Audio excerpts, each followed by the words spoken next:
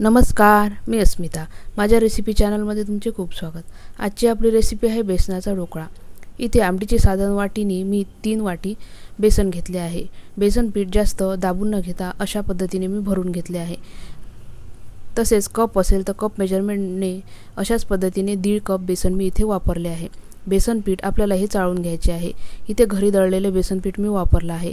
तुम्ही विकतचं पण बेसन पीठ इथे वापरू शकता.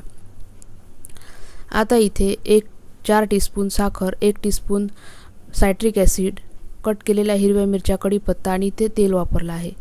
आता मी कपमध्ये 1 कप भरून पाणी घेतलं आहे. त्याच्यामध्ये आपल्याला 4 टीस्पून साखर घालायची आहे. 1 टीस्पून सायट्रिक ॲसिड मी इथे वापरला आहे. चवीप्रमाणे मीठ घालून घेऊ.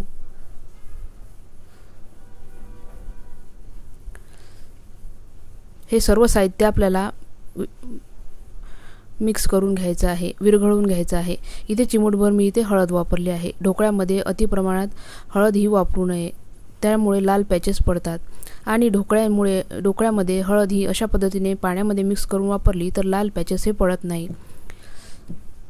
आता जितकं पाणी आपण विरघळवून घेतलं होतं ते पाणी आपल्याला बेसन पिठामध्ये घालून बेसन पीठ हे मिक्स करायचे आहे. आणखी थोडं पाणी आपल्याला इथे लागणार आहे. जितकं मी बेसन पीठ घेतलं होतं तितकंच पाणी मला इथे लागलं आहे. पण पाणी एका वेळेस न घालता हळूहळू आपल्याला इथे घालायचं आहे आणि गुठळ्या मोडत बेसन पीठ हे मिक्स करून घ्यायचं आहे.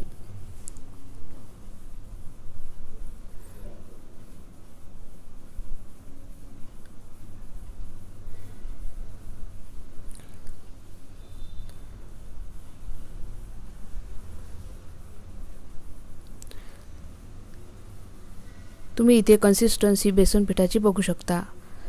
बेसन पीठ हे चांगलं मिक्स झालं आहे. आता हे 5 मिनिट आपण बाजूला ठेवू. बेसन पीठ आपल्याला 5 मिनिट सेट होऊ द्यायचे आहे. आता इथे 1 टीस्पून आपल्याला बेकिंग सोडा घ्यायचा आहे आणि 1.5 टेबलस्पून मी इथे खाण्याचं तेल घेतलं आहे. सोडा हा किंचित शिगेला मी कमी घेतला आहे, तुम्ही इथे बघू शकता. आता स्टीमर आपल्याला तयार करायचा आहे. कढईमध्ये एक जाळी ठेवून 1.5 ग्लास मी इथे पाणी वापरलं आहे आणि ज्या थाळीमध्ये ढोकळा आपल्याला शिजून घ्यायचा आहे त्या थाळीला आपल्याला तेल लावून घ्यायचं आहे. आता झाकण ठेवून चांगली वाफ आपल्याला इथे तयार करून घ्यायची आहे. 5 मिनिटं झाली आहेत. तुम्ही थोडा जास्त वेळ पण इथे बेसन पीठ हे मुरू देऊ शकता. आता तेलामध्ये आपल्याला सोडा हा कालवून घ्यायचा आहे आणि तेलामध्ये कालवलेला सोडा हा हाताच्या साहाय्याने आपल्याला चांगला मिक्स करून घ्यायचा आहे. तुम्ही इथे बघू शकता बेसन पीठ हे तिप्पट असं फुललं आहे. अशा पद्धतीने बेसन पीठ फुललं की ढोकळा हा 100% जाळीदार होतो आणि बोटांच्या साहाय्याने तो चांगला मिक्स होतो.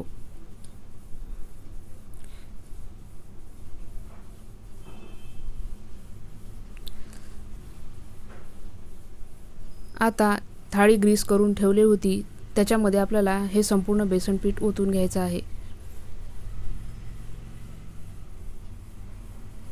मिश्रण हे चांगलं फ्लफी झालं आहे.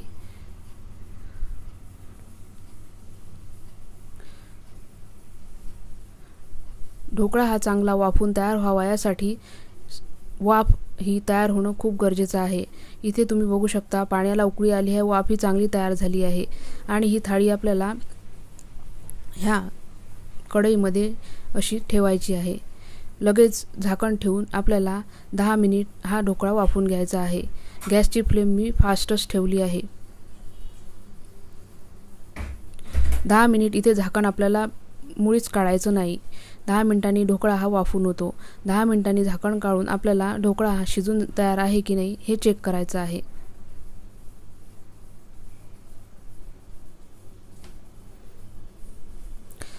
जोपर्यंत ढोकळा वाफून होत आहे तोपर्यंत आपण इथे फोडणी तयार करून घेऊ. मिरच्या आवडत असतील तर अशा पद्धतीने मिरच्या आधी तळून तुम्ही बाजूला काढून घेऊ शकता. ह्या मिरच्या मी मधोमध कट करून घेतल्या आहे. अशा पद्धतीने मिरच्या तळून बाजूला ठेवू शकता आणि त्याच्यावर मीठ घालून ठेवू शकता, म्हणजे या मिरच्या ह्या खाताना चवीला फार छान लागतात. आता त्याच तेलामध्ये आपल्याला मोहरी आणि हिंगाची फोडणी करायची आहे.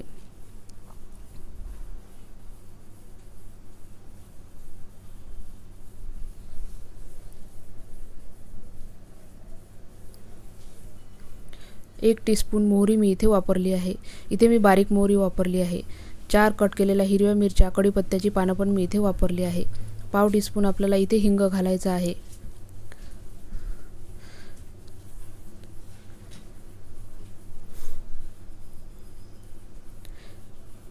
आणि इथे पाव कप पाणी इथे वापरायचं आहे. पाणी चांगलं उकळून घ्यायचं आहे. चवीला 1 टीस्पून मी इथे साखर घातली आहे.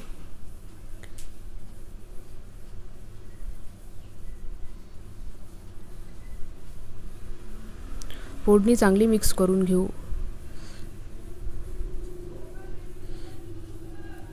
फोडणी तयार आहे. इथे गॅस मी बंद केला आहे आणि इथे आपल्याला अर्ध्या लिंबाचा रस, जे फोडणीचं पाणी आपण तयार करून घेतलं त्याच्यामध्ये आपल्याला इथे घालायचं आहे. याच्यामुळे खूप टेस्ट बढिया ह्या ढोकळ्याला येते. तुम्ही इथे बघू शकता 10 मिनिटं झाली आहे. ढोकळा वाफून तयार आहे.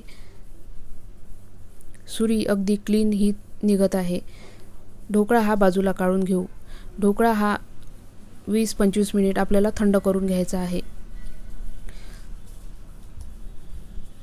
ढोकळा हा चांगला थंड झाला आहे. आता त्याचे आपल्याला पीसेस करून घ्यायचे आहे. हवे त्या आकाराचे तुम्ही ढोकळा हा कट करून घेऊ शकता. ढोकळा आणि फोडणी दोन्हीही मी बऱ्यापैकी थंड करून घेतला आहे. तुम्ही इथे बघू शकता ढोकळ्याला लाल पॅचेस पडलेले नाही आणि ढोकळा हा थंड झाल्यामुळे याचे पीसेस पण व्यवस्थित असे तयार झाले आहेत. आता आपण थंड केलेली फोडणी ढोकळ्यावर घालूया. त्याच्या आधी आपण एक पीस बाजूला काढून घेऊ. किती जाडी पडली आहे ते आपण बघूया.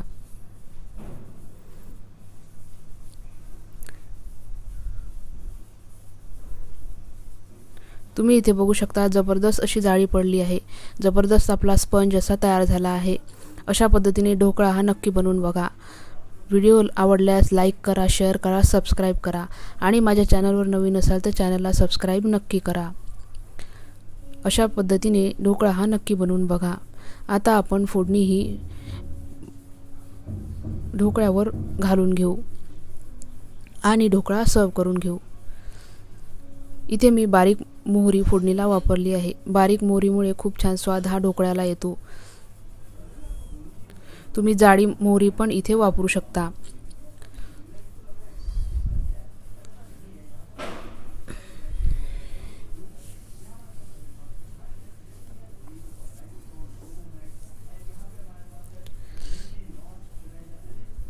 परत भेटू.